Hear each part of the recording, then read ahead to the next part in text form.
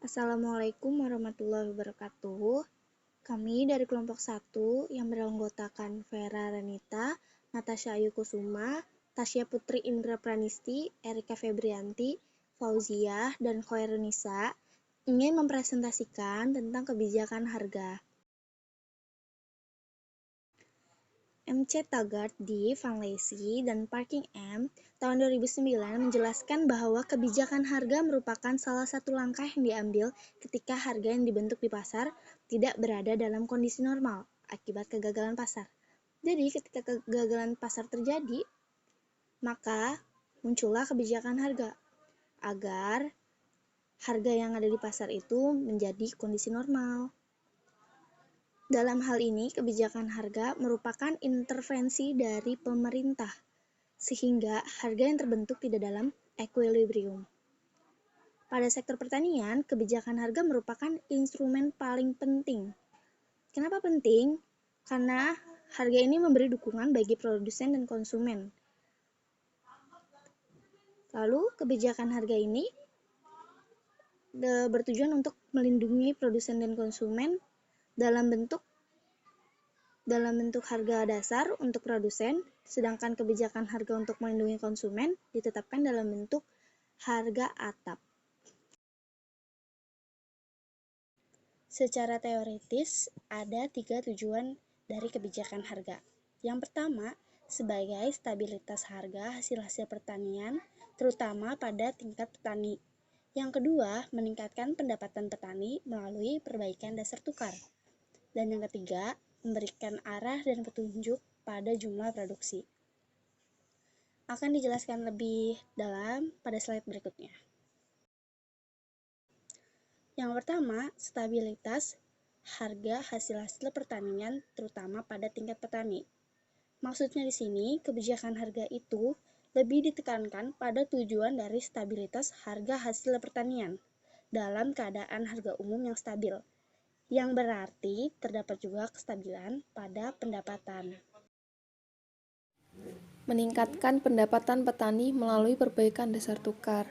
Pada prinsipnya, kebijakan ini merupakan usaha untuk memindahkan pendapatan dari golongan bukan petani ke golongan pertanian. Kenapa? Karena di negara maju kita tahu bahwa pendapatan pokok rata-rata di sektor pertaniannya itu rendah dibandingkan dengan penghasilan di luar sektor pertaniannya. Nah, tujuan ini kalau diaplikasikan di Indonesia itu sangat sulit. Karena apa? Indonesia terlalu kompleks masalah di bidang administrasinya. Kemudian di Indonesia juga jumlah penduduknya sangat banyak. Terus sehingga hal ini dapat dilaksanakan di negara maju yang kaya karena golongan penduduk di luar pertaniannya itu jumlahnya jauh lebih besar dengan pendapatan dan pendapatannya itu lebih tinggi dibandingkan di golongan penduduk pertanian. Jadi di negara maju pendapatan non pertanian itu jauh lebih tinggi daripada pendapatan pertaniannya. Nah, di negara maju sektor pertanian itu di bawah 10%, sedangkan kalau di Indonesia sektor pertaniannya masih di antara 60 sampai 70%. Memberikan arah dan petunjuk pada jumlah produksi. Maksudnya di sini praktek ini tuh sering dilaksanakan oleh negara maju dalam bentuk pembatasan jumlah produksi dengan adanya pembayaran kompensasi. Kenapa? Karena di negara maju, berdasarkan ramalan harga, pemerintah itu membuat perencanaan produksi dan petani akan mendapatkan pembayaran kompensasi untuk setiap kegiatan produksinya. Hal ini berbanding terbalik di Indonesia. Kalau kebijakan ini diterapkan di Indonesia, hal ini tidak relevan karena pada umumnya hasil pertaniannya belum mencukupi kebutuhan, ditambah untuk meningkatkan pendapatan petani itu belum cukup juga. Nah, buat peningkatan pendapatan petani di Indonesia bisa menggunakan subsidi pada saat harga seperti pupuk atau insektisida. Nah, kebijakan subsidi yang diterapkan di Indonesia ini mempunyai pengaruh untuk menurunkan biaya produksi yang dalam teori ekonominya menggeser kurva penawaran ke atas. Jadi intinya kebijakan ini tuh cuma bisa diterapkan di negara maju, sedangkan kalau di Indonesia itu tidak relevan karena kebijakan di Indonesia kebijakan yang diterapkan di Indonesia itu kebijakan subsidi, bukan dalam bentuk pembatasan jumlah produksi dengan adanya kompensasi untuk petani. Instrumen kebijakan ada 3 di sini. Ada kebijakan perdagangan yang dikelompokkan ke pajak impor atau subsidi, pembatasan impor, batasan kuantitatif pada impor, dan pajak ekspor. Kemudian ada kebijakan nilai tukar. Nilai tukar yang lebih tinggi menghasilkan mata uang domestik yang lebih rendah, setara dengan harga pasar dunia untuk tanaman, pangan, dan ekspor, dan sebaliknya. Nilai tukar yang rendah menghasilkan mata uang domestik yang lebih tinggi setara dengan harga pasar dunia untuk tanaman pangan dan ekspor. Kemudian ada pajak dan subsidi. Contohnya, pemerintah daerah mengenakan retribusi kepada produsen ketika mereka menjual agen pemasaran tertentu. Kemudian adanya pajak atas komoditas yang belum diproses. Ada juga pajak konsumsi dikenakan pada komoditas di pasar grosiran atau eceran.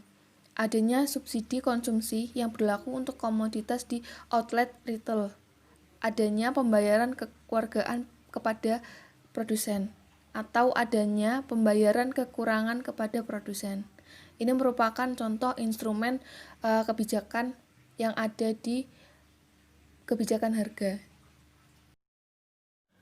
Saya Tasya Putri Indra Pranisti akan menjelaskan tentang kebijakan harga dasar. MC Taggart et al. Tahun 2009 menjelaskan bahwa harga dasar atau price floor merupakan harga yang ditetapkan di atas titik equilibrium. Tujuannya itu untuk melindungi produsen dari penurunan harga jual yang berdampak pada kerugian. Secara konsep, terdapat 2 jenis kebijakan harga dasar, yaitu A. Harga minimum yang ditetapkan secara sah dalam bentuk peraturan oleh pemerintah, di mana harga komoditas yang dijual di produsen itu ditentukan batas minimalnya. Yang B.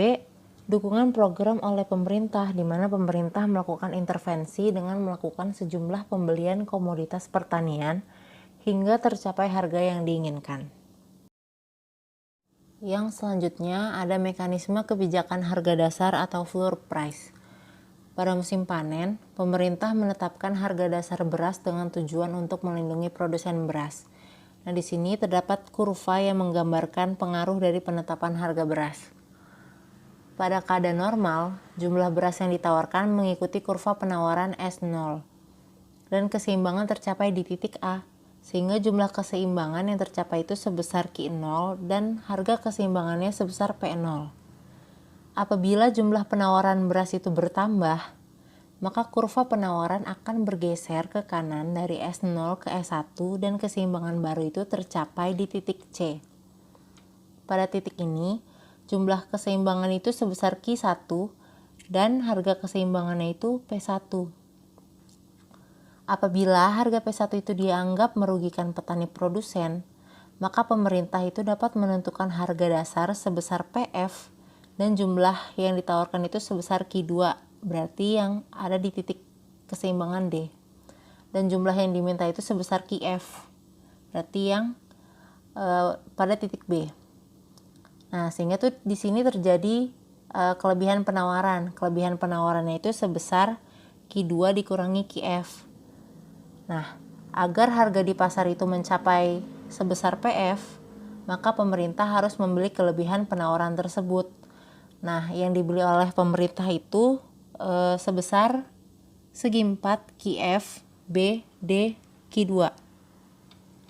Nah, dengan ditetapkannya harga dasar ini, maka kurva penawaran itu menjadi kurva penawaran yang SF, berarti kurva penawaran yang di titik keseimbangan B dengan jumlah keseimbangan sebesar QF dan harga keseimbangan sebesar PF.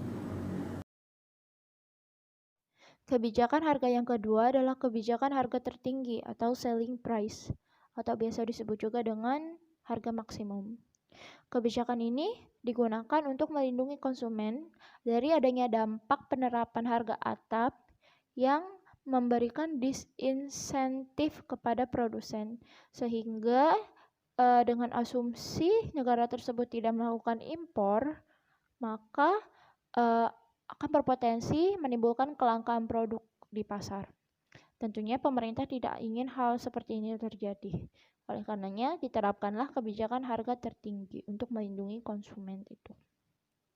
Lalu bagaimana mekanisme dari kebijakan harga tertinggi ini? Nah, sekarang kita lihat kurva di sebelah kanan. Mula-mula ada kurva D0 yang menggambarkan jumlah barang yang diminta oleh pasar. Lalu ada kurva S0 yang menggambarkan jumlah barang yang ditawarkan oleh produsen.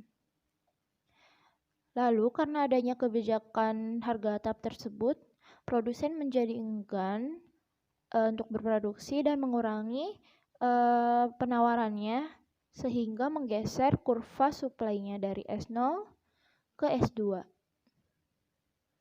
Bergeser ke kiri, atas. Sehingga keseimbangan yang tadinya ada di titik E bergeser menjadi ke titik G, di mana harganya menjadi P2 dan jumlah keseimbangannya menjadi Q2.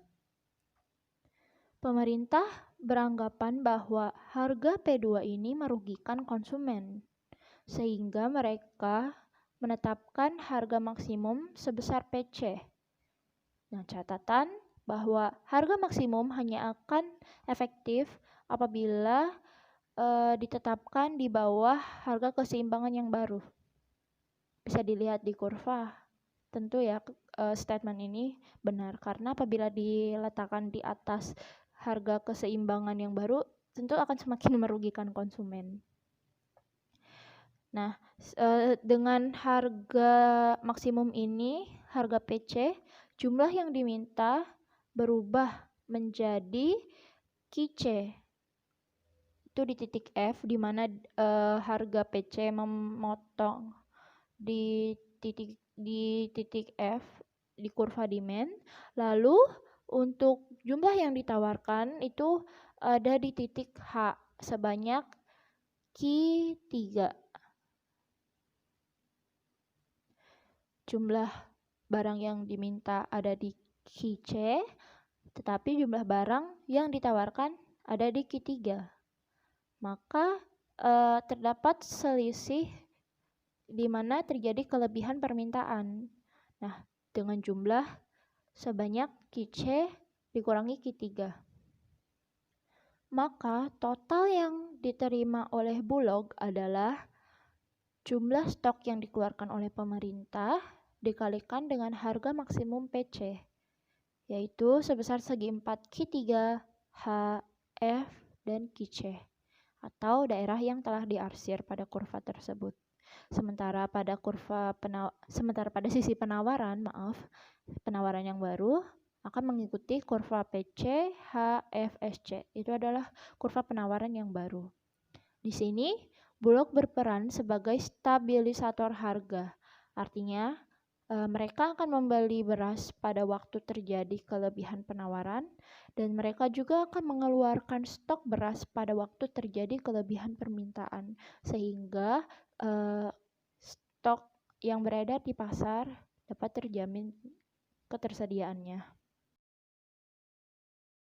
Kebijakan yang ketiga adalah kebijakan harga perangsang atau price support. Kebijakan ini terjadi karena adanya kasus di mana terjadi kelebihan permintaan atau excess demand di pasar domestik, tetapi tidak ada stok nasional untuk memenuhi kelebihan permintaan tersebut. Maka untuk menyelesaikan permasalahan ini, pemerintah dapat melakukan dua kemungkinan. Kemungkinan yang pertama dengan melakukan impor, atau kemungkinan yang kedua dengan meningkatkan produksi di dalam negeri. Nah, kebijakan harga perangsang ini diterapkan karena adanya keinginan pemerintah untuk mengurangi ketergantungan dari luar negeri dengan tidak melakukan impor dan memilih usaha untuk meningkatkan produksi dalam negeri. Dengan menerapkan kebijakan ini, pemerintah membeli dari produsen dengan harga di atas keseimbangan dan juga menjual kepada konsumen dengan harga di bawah harga keseimbangan. Bagaimana mekanismenya? Kita lihat di kurva sebelah kiri tersebut. Awalnya ada kurva demand, atau kurva permintaan, dan juga ada kurva supply atau kurva penawaran. Pemerintah ingin melindungi konsumen dengan menjaga harga di tingkat konsumen sebesar PD. Nah, harga ini akan menimbulkan permintaan sebesar QC. Bisa dilihat itu ada di titik A, dan juga dari sisi produsen, harga tersebut akan menimbulkan jumlah barang yang ditawarkan sebesar Q0. Konsumen melakukan permintaan sebesar QC, sementara produsen melakukan penawaran sebesar Q0. Di situ terjadi kelebihan permintaan sebesar QC dikurangi Q0. Artinya, pemerintah harus membujuk produsen agar melakukan produksi lebih banyak sehingga dapat memenuhi kelebihan permintaan tersebut. Oleh karenanya pemerintah melakukan pembelian di harga di atas keseimbangan, yaitu di harga PS, agar produsen mau untuk memproduksi sebesar QC. Dan juga pemerintah menjual kepada konsumen dengan harga PD. Lalu, untuk dapat melakukan kebijakan harga perangsang ini, pemerintah tentunya memerlukan anggaran. Nah, besarnya anggaran tersebut adalah sebesar segi 4 yang ada di tengah, yaitu segi 4 ACLM. Sehingga kebijakan harga ini dapat diterapkan. Kebijakan harga komoditas pertanian di Indonesia. Yang pertama, kebijakan harga beras. Di kebijakan harga beras terdapat 3 fase. Fase pertama, yaitu pemerintah mengendalikan pasar beras di dalam negeri dengan melakukan intervensi pasar dalam rangka mendorong produksi padi dan menjaga stabilitas harga. Kebijakan ini didukung melalui intervensi pengelolaan persediaan beras nasional melalui Bulog. Fase kedua, pemerintah meliberalkan sektor perberasan, memprivatisasi Bulog, dan menghapus hambatan perdagangan. Praktis kebijakan beras tidak berlaku karena mengikuti mekanisme pasar. Dampaknya swasembada pangan Indonesia menurun, ketergantungan terhadap beras impor meningkat, dan harga di tingkat konsumen dan produsen tidak stabil. Fase ketiga, pembenahan kebijakan perberasan dilakukan. Pada fase ini, peran Bulog mulai dioptimalkan dan kebijakan harga beras dengan tujuan stabilisasi harga di tingkat produsen dan konsumen diaktifkan. Langkah ini diambil karena dampak negatif liberalisasi pasar terhadap harga di tingkat produsen dan konsumen. Yang kedua, kebijakan harga gula diterapkan secara intensif, identik dengan intensitas kebijakan yang berkaitan dengan industri beras. Khusus untuk kebijakan harga, pemerintah menetapkan kebijakan harga yang bertujuan untuk stabilisasi harga di tingkat produsen dan konsumen. Sejak tahun 1987 melalui Kepmenq nomor 324/MK titik 011/1987 perihal penetapan harga gula pasir produksi dalam negeri dan impor yang bertujuan untuk menjamin stabilitas harga, devisa serta kesesuaian pendapatan petani dan pabrik. Periode liberalisasi antara tahun 1997 sampai dengan 2000, pemerintah mengeluarkan Kepmenhutbun nomor 282/KPTS 9/1999 pada tanggal 7 Mei 1999 perihal penetapan harga pro-venue gula pasir produksi petani yang bertujuan untuk menghindari kerugian petani serta meningkatkan produksi tebu. pada tahun 2014 hingga saat ini, pemerintah mengeluarkan Kepmenperindak nomor 527 MPP Kep 2004 tentang impor, kualitas gula impor, dan harga referensi sebagai pengganti peraturan sebelumnya. Tujuannya sebagai stabilitas harga, terutama di tingkat produsen. Yang ketiga, kebijakan harga kedelai. Sebelum tahun 2013, kebijakan stabilisasi harga kedelai dilakukan dengan pengaturan bea impor kedelai yang menyesuaikan pergerakan harga internasional. Tahun 2013, pemerintah mengeluarkan program stabilisasi harga kedelai yang bertujuan untuk stabilitas harga di tingkat petani dan pengrajin tahu dan tempe secara bersamaan. Hal ini dilakukan mengingat sejak tahun 2012 harga kedelai dalam negeri berfluktuasi dan sulit dikendalikan sehingga menimbulkan gejolak di masyarakat. Kebijakan PSHK dikeluarkan melalui Permendak nomor 23/M Dak /5/2013 tentang program stabilisasi harga kedelai yang merupakan implementasi dari Perpres nomor 32 tahun 2013 tentang penugasan kepada Perum Bulog untuk pengamanan harga dan penyaluran kedelai. Melalui kebijakan tersebut, pemerintah berupaya mengatur tata niaga kedelai melalui pembelian kedelai petani dengan harga tertentu, sehingga petani mendapatkan keuntungan yang layak. Kemudian menjual kepada pengrajin tahu dan tempe dengan harga tertentu sehingga terjangkau masyarakat. Selanjutnya, kebijakan harga referensi.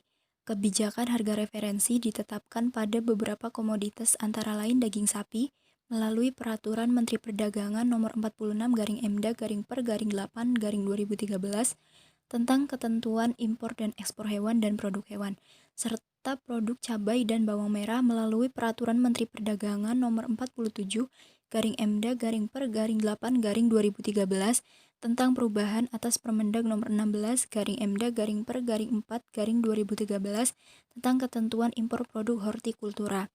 Dalam implementasinya, harga referensi ditetapkan dalam periode tertentu sebagai landasan bagi pemerintah untuk menetapkan kebijakan impor.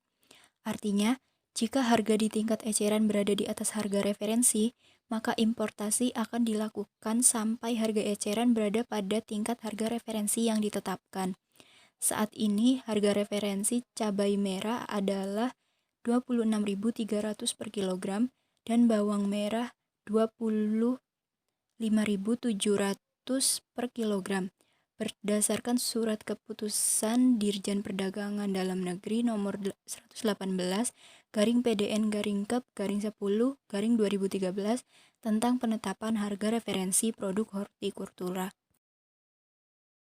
Beberapa hal yang harus diperhatikan pemerintah dalam mengambil kebijakan harga.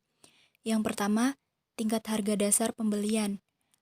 Harga ini harus memperhatikan pihak produsen dan konsumen. Yang kedua adalah adanya perubahan permintaan dan penawaran komoditas pertanian. Yang ketiga, adanya perbaikan infrastruktur. Perbaikan infrastruktur ini baik infrastruktur yang menunjang produksi maupun pemasaran, seperti infrastruktur bangunan pasar dan jalan. Dengan adanya fasilitas ini, maka tingkat harga akan terpengaruh. Kesimpulan, kebijakan harga adalah suatu kebijakan yang diambil pemerintah dan merupakan alat untuk mempengaruhi harga produk tertentu, misalnya produk pertanian.